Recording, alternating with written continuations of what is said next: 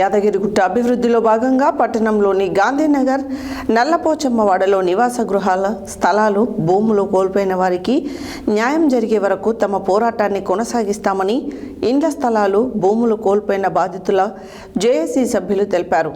గురువారం గాంధీనగర్ నల్లపోచమ్మవాడలో బాధితులు మీడియాతో మాట్లాడారు. యాదగిరిగుట్ట కొండ చుట్టూ రింగ్ రోడ్డు నిర్మాణంలో భాగంగా గాంధీనగర్ గోశాల గేటు నుండి మసీదు వరకు రోడ్డు ఎడమవైపు ఉన్న నివాస గృహాలు, వ్యాపార సముదాయాలు, మడిగలు గత ప్రభుత్వం తమ నుండి తీసుకుందని వారు తెలిపారు. యాదగిరిగుట్ట అభివృద్ధిలో భాగంగా పట్టణంలోని గాంధీనగర్ నల్లపోచమ్మ వాడలో నివాస గృహాల స్థలాలు భూములు కోల్పోయిన వారికి న్యాయం జరిగే వరకు తమ పోరాటాన్ని కొనసాగిస్తామని ఇండ్లు స్థలాలు భూములు కోల్పోయిన బాధితులు జేఏసీ సభ్యులు తెలిపారు. గురువారం గాంధీనగర్ నల్లపోచమ్మ వాడలో బాధితుల మీడియాతో మాట్లాడారు. యాదగిరిగుట్ట కొండ చుట్టూ రింగ్ రోడ్ నిర్మాణంలో భాగంగా గాంధీనగర్ గోశాల గేటు నుండి మసీదు వరకు రోడ్డుకు ఎడమ వైపున్న నివాస గృహాలు, వ్యాపార సముదాయాలు, మడిగలు గత ప్రభుత్వం తమ నుండి తీసుకుందని వారు తెలిపారు. ఇందుకు బదులుగా 329 సర్వే నెంబర్లు నెమలి వెంచర్లో ప్లాట్లు కేటాయించినప్పటికీ కోర్టు కేసుల వల్ల వాటిని తమకు స్వాధీనం చేయలేదని తెలిపారు. యాదగిరిగుట్ట అభివృద్ధిలో భాగంగా అయ్యేందుకు తాము ప్రభుత్వానికి సహకరించి ఇల్లు, ఇంటి స్థలాలు, మడిగలు, దుకాణాలు ఇచ్చినప్పటికీ తమకు ఇంతవరకు న్యాయం జరగలేదని అన్నారు. ఇంటికి ఇల్లు, దుకాణానికి దుకాణం కేటాయిస్తామని గత ప్రభుత్వం చెప్పినప్పటికీ అమలు చేయలేదని, ప్రస్తుతం తమ పరిస్థితి రోడ్డున పడి దీనస్థితిలో ఉందని అన్నారు. ఇప్పటికైనా ప్రభుత్వం స్పందించి ముఖ్యమంత్రి రేవంత్ రెడ్డి, స్థానిక ఎమ్మెల్యే బీర్ల ఐలయ్యలు తమకు న్యాయం చేయాలని తెలిపారు. తమకు నష్టపరిహారం పూర్తి స్థాయిలో అందజేయడంతో పాటు ఇంటికి ఇల్లు, దుకాణానికి దుకాణం కేటాయించాలని కోరుతున్నామని అన్నారు. ఇప్పటికే ఈ సమస్యపై జిల్లా కలెక్టర్, ఉన్నతాధికారుల, ప్రజాప్రతినిధులకు అనేక మార్లు విన్నతి పత్రాలు అందజేసినా తగిన స్పందన లేదని అన్నారు. తమకు న్యాయం జరిగే వరకు తమ పోరాటాన్ని కొనసాగిస్తామని తెలిపారు. ఈ సమావేశంలో బాధితుల జేఏసీ సభ్యులు రాచకొండ జానకిరాం, చిత్తర్ల కృష్ణ, శివకోటి వీరస్వామి, గొంగరి లావణ్య, కాదునూరి కౌసల్య, మోతే మదర్, పేరపు సిద్ధుల, బప్పాని లక్ష్మి, శివకోటి భాస్కర్, బి లలిత, తోట ఆంజనేయులు, మోతే వెంకటయ్య, గుజ్జ రాజేశ్వర్, నాగభూషణం, రాచకొండ ప్రేమ, సుల్తానా, మిట్ట చంద్రమౌళి, నవీన్, ములుగు పోచమ్మ, పోరుగంటి దశరథ, ఎర్ర పోచయ్య, ఆకారపు ఎల్లయ్య, రామాంజనేయులు, మోతే ఎల్లమ్మ తదితరులు పాల్గొన్నారు.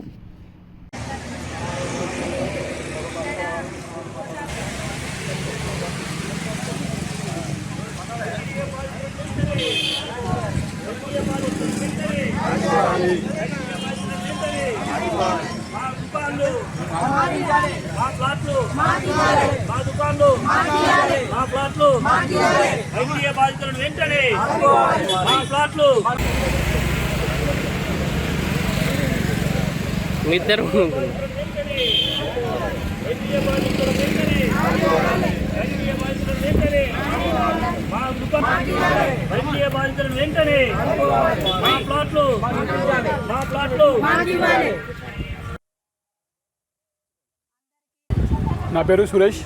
మేము రోడ్డు బాధితులను మాట్లాడుతున్నాను. మాది గోశాల నుండి మసీదు వరకు ఇల్లు కోల్పోయిన వాళ్ళకు, షాపులు కోల్పోయిన వాళ్ళని బాధితులు మాట్లాడుతున్నాను.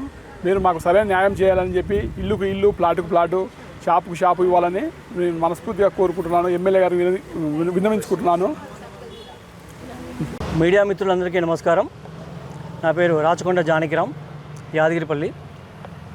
గత ప్రభుత్వము టీఆర్ఎస్ గవర్నమెంట్లో దేవస్థానం అభివృద్ధిలో భాగంగా రోడ్ల వెడల్పు కార్యక్రమంలో ఈ పాత గోశాల గేటు నుంచి మసీద్ వరకు పాత రిజిస్ట్రేషన్ ఆఫీస్ పరిధిలో ఉన్నటువంటి ఇండ్లు, వ్యాపార సముదాయాలు అన్నీ తీసుకుంది. కోట్ల రూపాయలు విలువేసేటువంటి మా ఆస్తులను లక్షల రూపాయలు మాత్రమే కట్టించింది. అక్కడికైనా మేము ఓర్చుకొని ప్రభుత్వానికి అప్పచెప్పినాం. అభివృద్ధిలో మా వంతు కూడా భాగస్వామ్యం అవుతామనేటువంటి మంచి ఆశతో అప్పచెప్పినాం.